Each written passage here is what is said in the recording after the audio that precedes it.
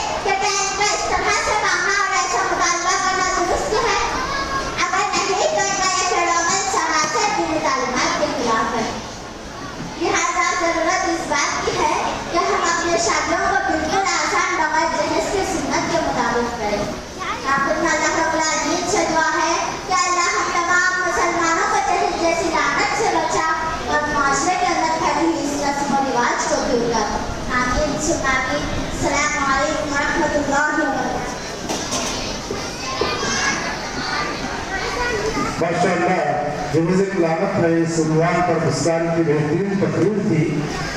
आज के दौर में हर कोई जो है जहेज का भूखा। बाज़ लोग या तो पैसों का डिमांड करते हैं या पैसा नहीं तो सुनने का डिमांड करते हैं, तो कोई सुना रहा हो। मगर एक बात यह है कि हजरत को डरना चाहिए, क्योंकि लेना कमाल नहीं है, मैदान हशर में इसका जवाब देना ये बहुत बड़ी बात है। अल्लाह तबारक व तआला बातिल तरीके से जो भी माल खाली नहीं खरीदने वालों का पैसे का हिसाब देना पड़ेगा। इसीलिए अल्लाह से डरिए, जहेज से बचिए। जहेज से इतने भूखे हो गए हैं। एक छोटा सा वाक़या मैं आपको बताता हूँ। दिल्ली के अंदर एक जामिया मस्जिद है, बड़ी मस्जिद। उस मस्जिद में बहुत सारे सीढ़ियाँ हैं। हर सीढ़ी पर एक फकीर बैठ कर रहता है, हर सीढ़ी के ऊपर भी एक फकीर बैठ करके रहता है। तो जो भी पहली सीढ़ी, दूसरी सीढ़ी, इस तरह 7-10 सीढ़ियों तक लोगों को अच्छे पैसे मिलती। बाकी जो नीचे रहती उनको पैसे कम मिलते, क्योंकि लोगों के पास या तो चिल्लर खत्म हुआ होगा या जरा पैसे खत्म हुए होंगे। तो एक मसला हुआ है कि बाज़ लोग देखते हैं पहली सीढ़ी पर जो फकीर बैठता था उन्हें पहली सीढ़ी पर नजर नहीं आया, एक नौजवान बैठा हुआ था। बाद में जो पहली सीढ़ी पर बैठने वाला बूढ़ा आदमी कहा था, वो जामिया मस्जिद की लास्ट नीचे की सीढ़ी पर मैं बैठा था। पूछने वाले बाज़ लोगों ने उससे पूछा, तू तो पहली सीढ़ी पर बैठा था, आखिरी सीढ़ी पर क्यों बैठा है? तो उसने बोला कि मैं मेरी बच्ची की शादी किया। तो लोग बोले, शादी से उस सीढ़ी से क्या ताल्लुक नहीं लगा? शादी करने के बाद शादी तेरी बच्ची की कर दिया, पर उस सीढ़ी से इस सीढ़ी का शादी से क्या ताल्लुक है? तो उसने उस बूढ़े आदमी ने कहा कि दरअसल वो सीढ़ी मैं मेरे दामाद को जहेज में दिया, मैं मेरे दामाद को जहेज में दिया। जहेज में वो फकीर क्या करने वालों, तेरी बच्ची को मैं शादी कर लेता हूँ, मगर तू जहेज में क्या करना बोले तो वो सीढ़ी देना। एक बोले तो हम पैसे बदला मिलते, पैसे ज्यादा मिलते, नीचे की सीढ़ी में नहीं मिलते, इसीलिए वो सीढ़ी में दे देना। तो मेरे भाई हो, मेरी माँ बहन हो, इतनी अफसोस की बात है, फकीरा भी जो है जहेज में आगे बढ़े हुए हैं। तो अब आज इंटरनेशनल फकीरा आए होगा सब कुछ वही आखिर जो है भीड़ मारने की सीढ़ी भी उसने जहेज में ले लिया। तो आज हालात ऐसे है कि अल्लाह ताला सब कुछ देने के बावजूद भी लोग जो है भूखे रहते हैं, मांग करते हैं। और इसी बहू की जो है घर में इज्जत होती है, जो बहुत ज्यादा जहेज लाती है। मैं तो तकरीर करना नहीं चाहता, एहसास के तौर पर कुछ बातें आपके सामने रखता। अल्लाह हम तमाम को जहेज से बचने की तौफीक अता फरमाए। इसके बाद इस बच्ची के लिए अल्हम्दुलिल्लाह यहाँ पर 700 रुपये इनाम जमा है, वो लेकर के जाए। अरबी नज़म शेख सफिया बिन्ते शेख नूर अहमद इब्तिदाई दूर की तालिबा है, मुस्तफ़ा मुंबा मुस्तफ़ा। इस नज़म को जो आपके सामने पेश करेंगे।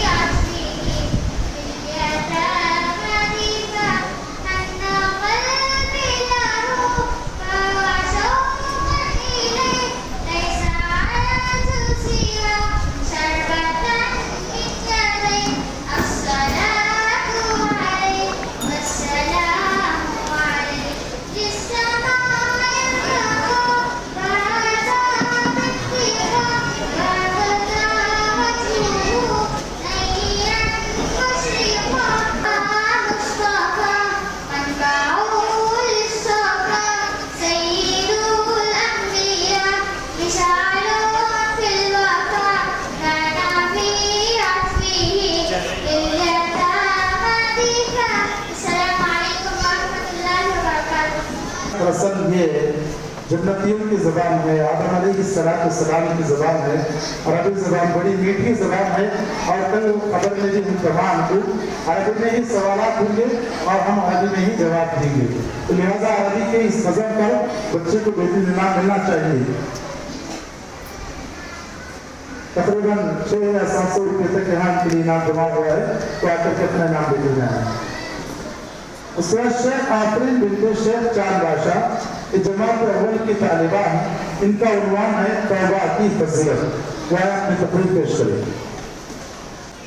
السلام علیکم ورحمۃ اللہ وبرکاتہ. الحمدللہ رب العالمین والصلاة والسلام علی رسولہ الکریم. اما بعد فقد قال اللہ تبارک وتعالی فی القرآن المجید والفرقان الحمید اعوذ باللہ من الشیطان الرجیم بسم اللہ الرحمن الرحیم. وتوبوا إلى الله جميعا أيها المؤمنون لعلكم تفلحون. محترم صدر جلسہ، مہمان خصوصی، ناظم صاحب، ذمہ داران مدرسہ، مہمانان اعزاز اور میری دینی ماؤں اور بہنوں، آج کے اس سالانہ جلسے میں میری تقریر کا عنوان ہے توبہ کی فضیلت. ابن آدم گناہوں کا پتلا ہے، اس سے ہر وقت چھوٹے بڑے گناہ سرزد ہوتے رہتے ہیں. انسان سے غلطی ہو تو اس کے فوراً اپنے رب کی طرف رجوع کرنا چاہیے. توبہ کی اہمیت کا اندازہ اس بات سے لگایا جا سکتا ہے کہ اللہ تعالیٰ نے قرآن مجید میں ارشاد فرمایا وَتُوبُوا إِلَى اللَّهِ جَمِيعًا أَيُّهَا الْمُؤْمِنُونَ لَعَلَّكُمْ تُفْلِحُونَ. اے مومنوں، تم سب کے سب اللہ سے توبہ و استغفار کرو تاکہ تم کامیاب ہو جاؤ. اور توبہ کرنے سے گناہ نیکیوں میں بدل دیے جاتے ہیں، جیسا کہ اللہ تعالیٰ کا ارشاد ہے إِلَّا مَن تَابَ وَآمَنَ وَعَمِلَ عَمَلًا صَالِحًا فَأُولَٰئِكَ يُبَدِّلُ اللَّهُ سَيِّئَاتِهِمْ حَسَنَاتٍ وَكَانَ اللَّهُ غَفُورًا رَحِيمًا. جو لوگ توبہ کرے، ایمان لائے اور نیک کام کرے تو ایسے لوگوں کے گناہوں کو اللہ تعالیٰ نیکیوں میں بدل دے گا. بے شک اللہ تعالیٰ بڑا معاف کرنے والا، بڑا مہربان ہے. اللہ تعالیٰ قیامت کے دن توبہ کرنے والے کے تمام گناہوں کو نیکیوں میں بدل دے گا، یعنی ہر گناہ کی جگہ ایک نیکی دے گا. میری دینی ماما اور بہنوں، توبہ کا مطلب یہ نہیں کہ صرف زبان سے توبہ کے الفاظ ادا کر لو اور انہیں بار بار دہراتے رہو، بلکہ توبہ کا مطلب یہ ہے گناہوں اور غلطیوں پر شرمندگی محسوس کرو، گناہوں کو بالکل چھوڑ دو، دوبارہ کبھی چھوٹا یا بڑا گناہ نہ کرنے کا پکا ارادہ کر لو، گناہوں کو چھوڑ کر نیک اعمال کرنے لگو، یہاں تک کہ توبہ کے بعد آپ کی حالت پہلے سے بہتر ہو جائے. جیسا کہ اللہ تعالیٰ کا حکم ہے فَمَن تَابَ مِن بَعْدِ ظُلْمِهِ وَأَصْلَحَ فَإِنَّ اللَّهَ يَتُوبُ عَلَيْهِ إِنَّ اللَّهَ غَفُورٌ رَحِيمٌ. جو شخص اپنے گناہ کے بعد توبہ کر لے اور اصلاح کر لے تو اللہ تعالیٰ اس کی توبہ قبول فرماتا ہے. بے شک اللہ تعالیٰ بڑا مغفرت کرنے والا، بڑا مہربان ہے. معزز سامعین و سامعات، اللہ تعالیٰ کا یہ وعدہ ہے کہ جو کوئی نادانی اور بے وقوفی میں کسی گناہ کا ارتکاب کر لے اور اس پر شرمندہ ہو اور اللہ کے حضور توبہ کر لے تو اللہ تعالیٰ اس کی توبہ ضرور قبول فرماتا ہے. مگر جو آدمی گناہ پر گناہ کرتا رہتا ہے، اپنے گناہوں پر کبھی شرمندہ نہیں ہوتا اور جب موت اس کے آنکھوں کو نظر آنے لگتی ہے اور زندگی سے مایوس ہو جاتا ہے تو کہتا ہے اے اللہ میں توبہ کرتا ہوں، تو ایسی توبہ کی اللہ کے نزدیک کوئی قیمت نہیں. یہی وجہ ہے کہ جب فرعون نے اپنے آنکھوں سے موت کو دیکھ لیا اور کہنے لگا میں اس اللہ پر ایمان لا لیا جس کے علاوہ کوئی معبود نہیں، جس پر بنی اسرائیل ایمان لائے، اور اعلان کرتا ہوں کہ میں مسلمان ہوں. تو اللہ تعالیٰ نے اسے جواب دیا اب تک تو تم نافرمانی کرتے رہے اور زمین میں فساد پھیلاتے رہے، اور جب موت نے ہاتھ پہنچا ہے تو ایمان کا اعلان کر رہے ہو، اب تمہارے توبہ کا کوئی فائدہ نہیں.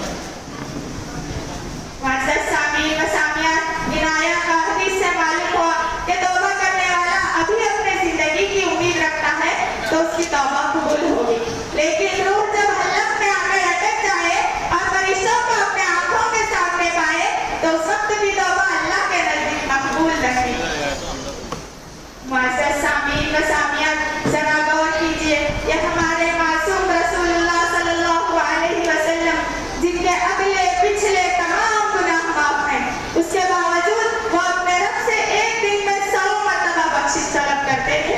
نبی کریم صلی اللہ علیہ وسلم کا یہ مبارک عمل ہمیں توبہ میں جلدی کرنے کا احساس دلانے کے لیے ہے. جب گناہ اللہ رب العزت کے حقوق میں حق تلفی کے سبب ہو اور اس کا تعلق کسی بندے کے حق تلفی سے نہ ہو تو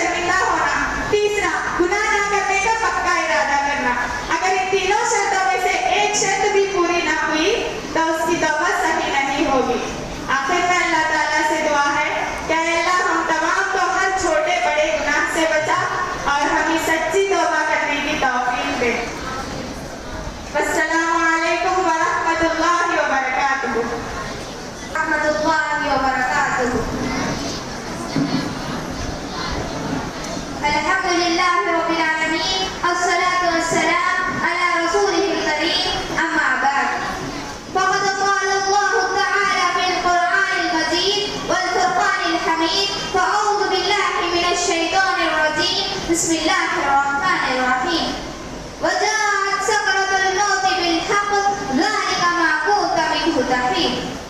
محترم صدر جلسہ، مہمان خصوصی، ناظم صاحب، ذمہ داران مدرسہ، مہمانان نظام، معلمات مدرسہ اور میری دینی ماں اور بہنوں، آج کے سالانہ اجلاس میں میری تقریر کا عنوان ہے موت کی حقیقت. ذرا تصور کیجئے کہ آپ کے سامنے سفید چادروں میں ایک لاش پڑی ہوئی ہے، بے حس، بے حرکت اور بے جان ہو کر. لوگ اسے گھیرے ہوئے ہیں، غسل دینے، کفن پہنانے اور دفنانے کی تیاریاں ہو رہی ہیں. ذرا سوچیں یہ کسی اور کی نہیں بلکہ خود اپنی ہی لاش ہے.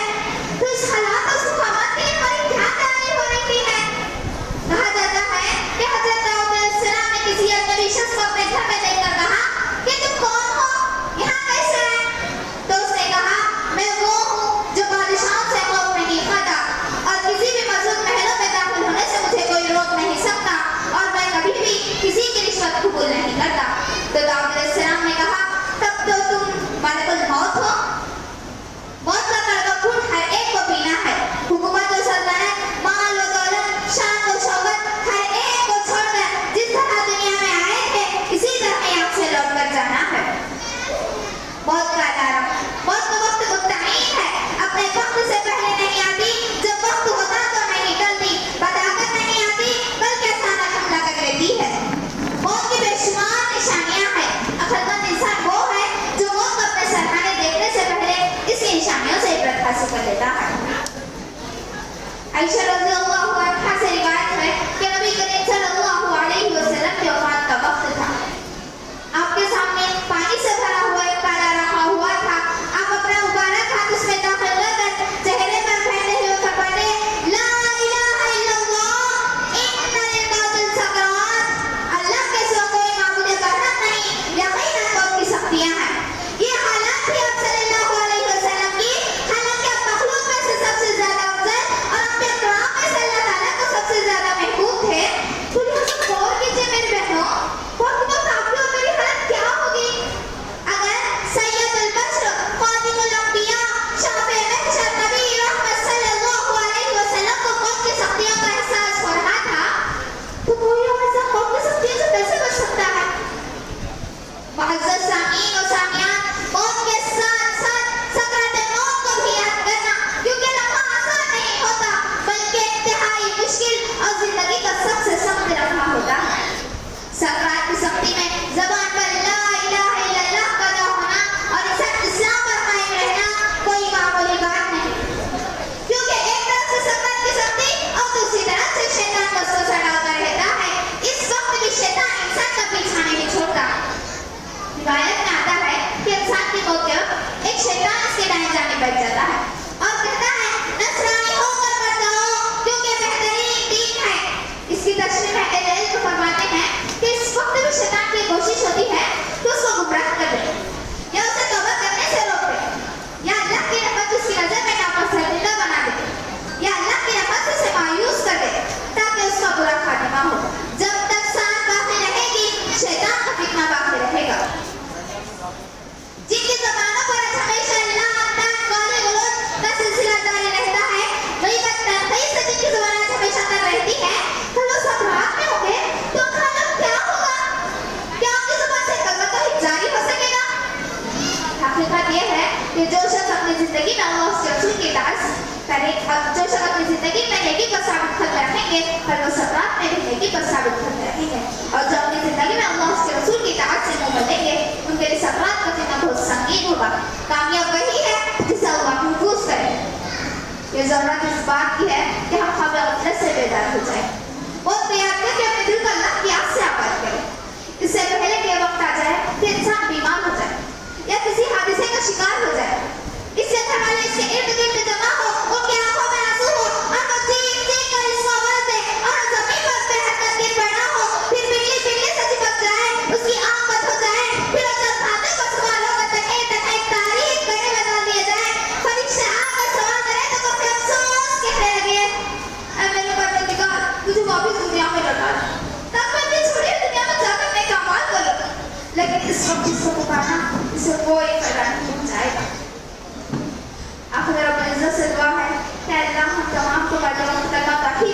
امتحانوں کا جاری فرمائے اور ہمیں ایمان و اسلام کی حالت میں موت دے اور ہمیں نیک لوگوں سے ملائے۔ السلام علیکم ورحمۃ اللہ وبرکاتہ۔ ماشاء اللہ جزاکم اللہ خیر۔ ساری تقریروں میں بہت ہی پردرد درد سے بھری ہوئی ان کی تقریر تھی۔ آپ تمام اتنا غور سے اس بچی کی تقریر سماعت کر رہے تھے، سن رہے تھے، تو ایسا محسوس ہو رہا تھا کہ بچی موت کے منظر کو سامنے پیش کر رہی ہے، موت کے ایک منظر کو سامنے پیش کر رہی ہے۔ الحمدللہ بہت سارے لوگوں کے دل ان کی تقریر سے نرم پڑ گئے۔ اللہ تعالیٰ اس بچی کو مزید ترقیاں عطا فرمائے، ان کی زبان میں اثر عطا فرمائے، کیونکہ پر اثر ان کی تقریر تھی، اللہ مزید ان کی زبان میں اثر عطا کرے اور بہترین عالمہ داعیہ فاضلہ بنائے۔ اور میں سمجھتا ہوں کہ اس اجلاس میں سب سے زیادہ اگر کسی کے نام ملا ہے تو اسی بچی کے لیے یہاں جمع ہوا ہے۔ اللہ تعالیٰ سب کو جو ہے جو بھی اس بچی کی ہمت افزائی کیے ہیں سب کو اللہ تبارک و تعالیٰ اس سے بہتر بدلہ عطا فرمائے۔ گن نہیں ہوئی دو برساوں پکڑ لے پیسے کی ڈیٹ کے پیسے ابھی تک جو ہے 13 دن ہے ہوتا۔ تو اللہ تبارک و تعالیٰ اس بچی کو بہترین داعیہ بنائے، باعمل عالمہ بنائے۔ ہر بچے کو بھی ہم دعا کرتے ہیں کہ ہر طالبہ کو بھی اللہ تبارک و تعالیٰ جو علم وہ سیکھتے ہیں دوسروں تک پہنچانے کی توفیق عطا فرمائے۔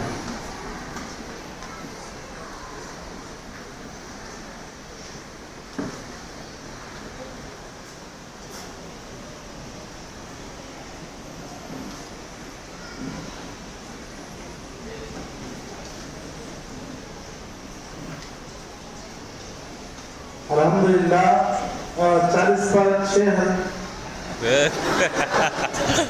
4,650 روپے الحمدللہ ان کے لیے جو ہے رقم جمع ہوئی ہے۔ 4,600 روپے معمولی رقم نہیں ہے، الحمدللہ اچھی رقم ہے۔ اللہ تبارک و تعالیٰ اس بچے کی ان پیسوں کا صحیح استعمال کرنے کی توفیق عطا فرمائے۔